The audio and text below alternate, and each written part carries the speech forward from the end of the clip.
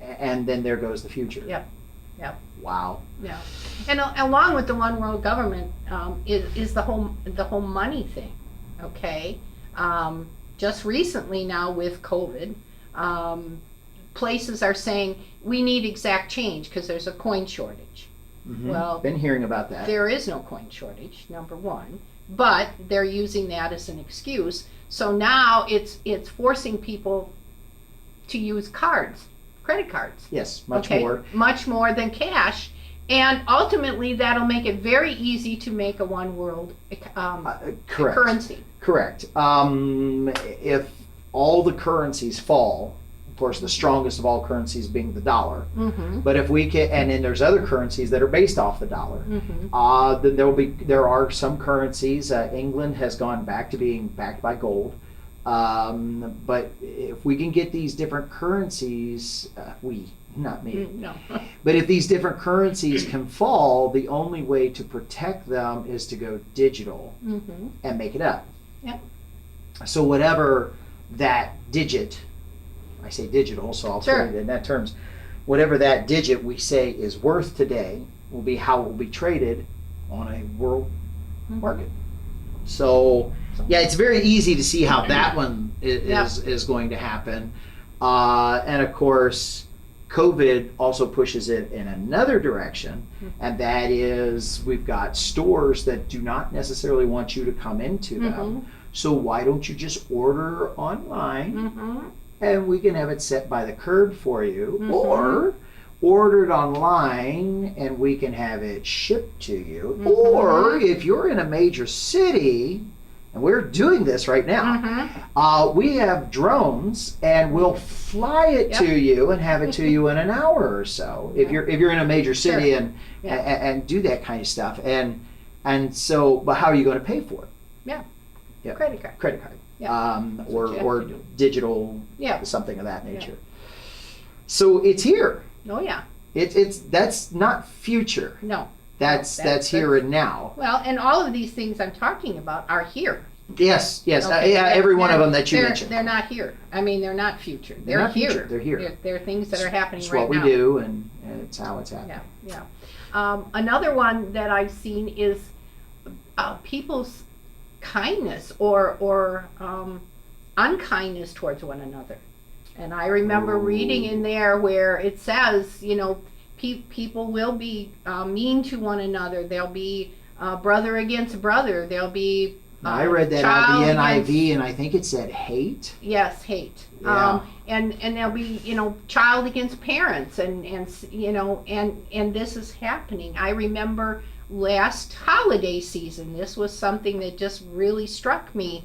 People talking about, I can't go to Thanksgiving dinner or I can't go to Christmas dinner with my family because we are so on opposite ends. And right now it's political, but we're on so opposite ends, we can't get along. It will end in a fight.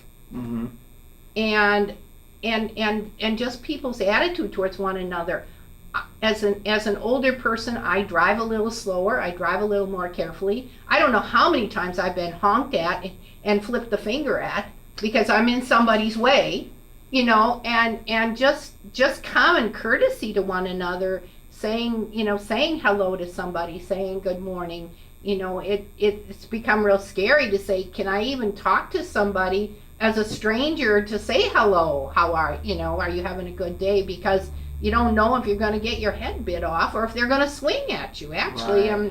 It's getting to that point. And we're getting the stories of people wearing the mask thing. I don't want to get into mask wearing, Sure. but yet there's a big division there. Mm-hmm. That people want to make the choice, I don't want to, or being accosted by people who said, you're going to kill somebody, and are accosting people. And we've even got one story of it actually going the other way around. You people are forcing me to wear a mask, and a lady shoved another lady down. Yeah. And so it's cutting both ways. Yeah. Well, and there's even been shootings over it. Oh boy. And so that's another sign, is just the whole hatred of people one for another, not only within the church, but just overall. I mean, you right. know. But let's do that because I want to give justice to the scriptures. When Sure. Jesus was talking, his implication, if I remember correctly, Mm-hmm. especially in Matthew chapter 24, the implication is that because of your faith, so people Mm-hmm. inside of the church, where most of the love should be. Sure. I mean, Yeah. you know, we should have kindred spirits here, are hating each other over decisions Mm-hmm. and things like that. And wow, yeah, Jesus said that, and we're seeing it. Yeah. We're seeing churches we know Yeah. of one that is attending with us, Mm-hmm. and he's doing so because he's not welcomed at his home church. Mm-hmm. Um, Well, and see that's another, just the churches, and they've diminished in terms of their beliefs. They're no longer strong. I mean, I don't. This isn't 100%, but so many no, of it's them. something you observe. So many of them have given in to political pressure, in terms of the cultural things of today. So many of them do turn. There's church splits all over the place because within a church body they can't get along. So it's, you know, this is just another, to me, this is just another sign that and that's where I was struggling in trying to find a church of people who were not going to fit that mold, you know, who are going to go beyond that, who are going to be beyond that, above and beyond that, in terms of how they treat one another and how they treat God's word. Are we cutting the mustard? Mm-hmm. Okay, that's good to know. Now I'm gonna pull out for our listening audience. Lucy, I'm not gonna go full deep Okay. for your protection, but she works in financials at times, Mm-hmm. right? Yeah. So let me ask your opinion about this, especially knowing 501c3 structures. Okay. I know you know that. Yep. Churches are based on that 501c3 structure, Mm-hmm. this is, and I want to keep this very much to end times kind of things, Mhm. which 501c3 is based upon donations. Mm-hmm. Primarily, I mean, there can be 501c3 that can sell things now. Mm-hmm. Used to not be that way, but Sure. can now sell things in order to operate underneath the profits of those sales, as Mhm. long as it's not, they can't be public traded and all that other kind of stuff. It's a direct profit kind of Yep. thing. Okay, so churches are supposed to be under that structure. How are big organizations, in your opinion, since you Mhm. deal with that, how are churches going to, especially major churches, how are they going to survive? Because the overhead that some of those massive churches, let's even a moderate sized church. Mm-hmm. Let's go down to a church of 150 to 300. Okay, in a town, that's a moderate sized church. When you start getting Mhm. over 500 to 1,000 and so forth, we're starting to get a really big operation. How do you see, in your professional opinion, Mm-hmm. have you thought about this yet? No, I haven't. So I'm going to pose this. I'm going to pose this to you under a Yeah. 501c3 structure, under giving and tithes and offerings Mhm. and that kind of thing. How do you see, or what do you think? How's that going to affect a church? Well, several things could happen. One of which is financially it will dissolve because it won't have, it might not have the income that it needs to operate. Is that because of the weight of the overhead? Yes. Okay. Yeah. Or okay. you know, so they'll have to downsize. So downsizing might be a way to stay. They no stay longer in. can have their nice big building, you know, that they have. They may have to, you know, get out from under that cost of utilities and that kind of thing, so that they downsize into a smaller facility. You said a couple of things. So Yeah. anything else triggered? Well, I'm just thinking here. Of course, just the entire dissolving of it, breaking up. You know, unfortunately, that could be one of the reasons why they do break into smaller groups, so that they can minimize the space that they need. When I think about these huge churches, Just south of you, there's the one there in is it Port Huron or whatever? Yeah, well, I'm thinking of even the big, where they have tens of thousands bigger than them. I didn't want to say that church's name, but no, you know the big one I'm talking about there. So the larger ones, they might have, some of them have other sources of income.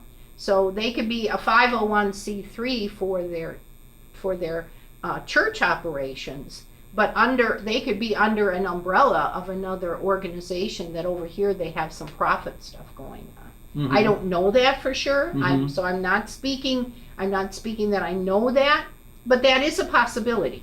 Well, the Catholic Church operates that way. Yes, they have hospitals. I'm not knocking it. No, but they have hospitals and they have other types of operations that have income. That they have. So that's another mechanism. The hope would be that the people would continue to support that. Whether right now there's so many of them that can't meet. Because they're being told they can't meet. They've gotten very creative, beachside services and, right. and outside with the car, yeah. with the cars in the cars, and I've so seen thank God pictures. Some of those massive churches build massive parking lots. Yes, and I've seen them give communion, go from car to car to car to give communion. So people will get creative as well. But for those of us in northern states, come wintertime. Yeah. It's You horribly impractical. keep your heater going. Make sure the parking lot's clean. Keep your heater going. And yet, that's true. And I think right now it's a temporary thing, and a lot of people are hoping this will pass by the time winter gets here. I'm not sure what some of them will do. Financially, again, it's a matter of whether they can keep the support. Will their parishioners still continue to support them? But naturally, with what we just said that we're seeing, number one, hating each other, that causes a splintering. Oh, yeah. That affects giving. Of course it does. Not even being at the physical church for people to show up affects the physical giving. Oh, yeah. Then that proposes another question. I don't know that we want to go too deep into it. And we're actually, I've been wrestling with this. I'm opening it up and getting ready to go there, but digital online giving. If the system is pushing for everybody to go that way, but how do you buck that system, especially if there's going to, if we're going to kick over to that system, So last question, you said you sparked a thought. Now I got to get back there, and because it was a really good one, and I wanted to end with that. You had talked about people doing the drive-through and going down. I'm going over the conversation to try to get this question back. I should have written it down. There you go. Lasting for only so long. You can keep it up for only so long. Boy, it's right there on the tip of my brain, and probably when this is over, it'll come right back to me. How long do you think? That might be an unfair question, because nobody knows. Nobody really knows, but. The weight. Do you?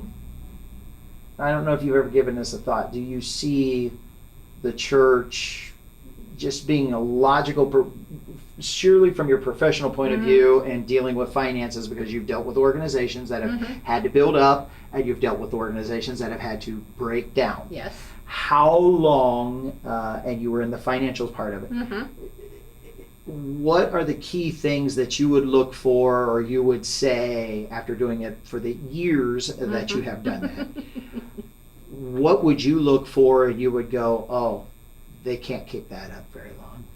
That's not going to last. Yeah. What key things would you look for in those organizations to go, you can't keep that up?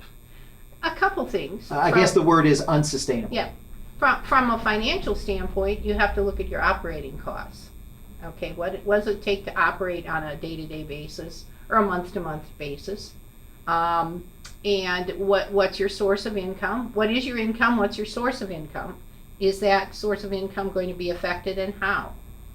Going back to your operating costs, is there any way to make any changes to your operating costs so that you can reduce costs if this income is going to be reduced? Keeping an eye on that balance. Always, from a profit and even a non-profit status. I wish they'd come up with a different term than non-profit, because you have to make money to keep in business. Right. And those of us that actually come from there, we understand it's just a term. Yes. That puts you in a category. Yeah. So, and keeping an eye on that balance, and when this balance of the operating costs are going to exceed what you can come up with to pay for them, that's the point at which you need to really take a good look at how long is this going to be sustainable, or is it going to be sustainable? And one of the major things that I see that's being affected right now are, boy, this breaks my heart. I love a beautiful church building. Mm-hmm. I think it, especially when you go through a small Wisconsin community, and I'm not talking about big, huge church building. I'm just talking about a beautiful church building that sits there, maybe on the edge of town, maybe in the middle of town, but it speaks volumes when you drive through that church mm-hmm. is there, it's taken care of, and it mm-hmm. speaks to me. Mm-hmm. Now, what other people think of it, I don't know. But it speaks to me, and it says that the house of God has been taken care of. Yes. Yet, that's going to become a bit of in these days, that's going to be like an albatross, isn't it? Yes, it is. Yes, it because is. That's permanent cost, mm-hmm. building, yep. utilities, maintenance, yep. and you can't escape it. No, those are fixed costs. And how many times, I don't know if you've heard this, maybe you do, so I'm going to question you on this. How many times has Wisconsin government come back and said, we need to tax the mm-hmm. property there? So you have heard about that. Oh, yes. Since I've been here, that's been on the ballot twice in the past 20 years. So now there's I bet we hear it again. Oh yeah, it won't be long before the churches, just because of the prosecution of churches. And did the prosecution follow? Just because of that, again, going back to the incrementalism. That's what's going to happen. They're going to start being taxed, and they're going to start. And there will be a reason, because of COVID, a lot of tax revenue has been lost. Yep. So where can we get a quick fix? That would be an easy, quick fix for the government to go, well, we haven't, we need to. Let's tax the churches. Yeah. So well, that's where we're going to wrap it up for today. Where does the rubber meet the road on all this? So we've covered again. Sure. If you were to sit down and have coffee or tea, mm-hmm. you drink tea. Once in a while. Okay. With one of the ladies or whatever, mm-hmm. this conversation comes up. Ultimately, before you leave the table and whatever, what is that one thing that you want to make sure that people hear, whoever your company is with, loud and clear, because you want them to have something that's going to help them when they get up and walk away from that table through the rest of their life? What, if you summate? Okay. I think for me, with the signs of the times and what's going on, I can no longer put it on a back burner. I've recognized that I have to be prepared. Whatever that means, that I have to be prepared to face this in the eventuality that it happens in my lifetime. Prepared because, number one, you got to know that you can do this. Yes. Prepared because you don't want to be fooled. That's right. And that could be easily done. I see that today, and unfortunately the masks is one of those. People are being fooled. It's easy to do, apparently. Just making that statement, that what you just made, can turn just a lot of people off because of that deception, and yet take a mask box. There's one right out there. I can go get it. Sure. In fact, that's the one I read it off of. Yeah. Where we are has a mask box for anybody who wants to come in, but you flip it over and it will say does not prevent the spread of diseases. Nope. On the back of the box. That's right. So we tell everybody to wear these things. So that's where you're coming from, and yet for people, because a man who's supposed to be the head of National Institute of Health, and he's a virologist, I'm refusing to mention his name, says masks help, wear a mask. Then we just believe. Sure. Yeah. And I have to admit to you, it's with all the things that's going on right now, it's not so much all the tangible things that I see going on that has bothered me to want to preach this stuff. It's the overwhelming deception that I see going on, and the people who just swallow. Sure. And the intentional deception that people are doing, and there's all kinds. You'll not be able to label one thing. There are all kinds of motivations for perpetuating the deception. Some of it starts with deception itself. Yep. Well, they're deceived, so they just promote what they've heard. Sure.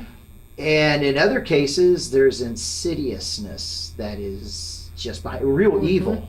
Oh yes. Behind the agenda.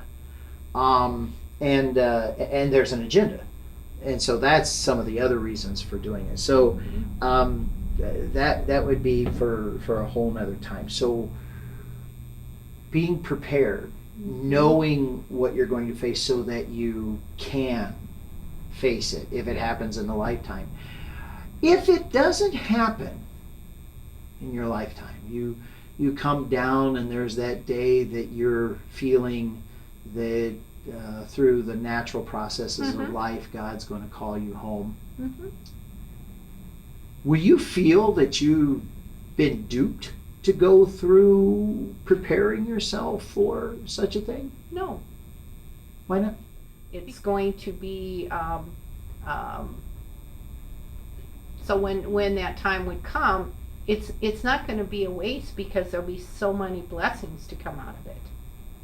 In terms of creating and improving that relationship. Awesome. And just so that everybody knows, you've had to face that reality a couple of times. I've been by your bedside when the heart was doing funny things. And I know that has to run through your mind. And the one time was pretty serious. Yeah, it does. And so, but we've got you on medication. You're regular. I don't have anything to do with it. You're on medication. Your blood pressure and heart rate are being regulated and checked. Yes. And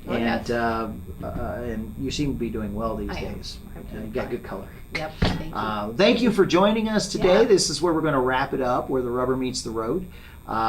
Thank you for being a part of it. If you have any questions, comments, please write them down below. If you have other scripture references that you would like to throw in on what we see, please feel free to put them there. If you don't have a place to worship, join in with us on Sunday mornings at 10:30 here at the Celebration Center. That's where we're filming from. And we would love to have you. If you can't make it in, if for some reason there's not the ability to join, and maybe it's because you're far away, feel free to be a part of our live worship on Facebook, about said YouTube. We're working to switch over to YouTube, and that will be coming in the upcoming weeks, so please be advised on that. And if you find this to be a very helpful discussion, please share it with other people. I believe that there's many people that are fighting this anxiety. They're seeing what's going on, and it is creating anxiousness in their heart. And I think a lot of what Miss Lucy had to say, especially right there at the very end, is great application for a lot of us. Well, thank you for being a part, and we will see you next time on Where the Rubber Meets the Road.